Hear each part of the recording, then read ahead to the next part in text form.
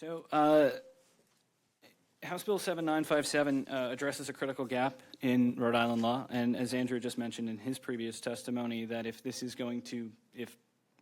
cryptocurrency is going to continue to be prevalent, and if Bitcoin is the next monetary base layer of our financial system as a whole, then there needs to be some safeguards in place. This is a proactive measure that states when courts and agencies need information about digital assets, there's no doubt they should be able to get that.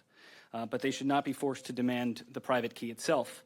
And that's where this bill draws the line, and other states have shown us why it matters. Wyoming, for example, has enacted the Disclosure of Private Cryptographic Keys Act in 2023, which passed the Senate 31-0 and the House 41-13. It had strong bipartisan support.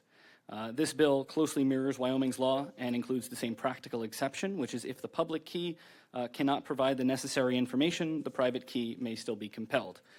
It's not an absolute shield, but is more so a sensible default. So why does this distinction matter? And I think this is very important, is that a private key is not an asset. It is a master key that controls assets, identities, and accounts simultaneously.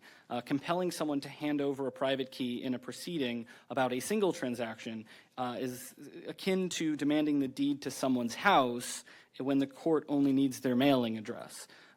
As the nonprofit Blockchain Commons documented in testimony before Wyoming's legislator, disclosed keys can be silently copied, which that can create risk of asset theft or identity fraud and collateral damage to completely unrelated parties in any matter. And I understand that a court would not necessarily intend that when it issues a discovery order. And then critically, this bill preserves every existing tool available to courts and law enforcement. Proceedings can still compel a person to produce, transfer, or disclose a digital asset and require a full accounting. They simply cannot require the private key when the public key is sufficient. And in most cases, it is. And this is also sound economic policy. The Federal Clarity Act explicitly protects self-custody rights. Montana's 2025 Financial Freedom and Innovation Act established similar protections alongside its blockchain task force. States that signal they understand digital property rights are the states attracting blockchain investment. This bill complements Rhode Island's existing crypto licensing framework by giving residents and businesses confidence the state respects fundamental digital property principles. I urge you to pass this bill. Thank you very much. Do we all remember the digital asset key lesson we got last year?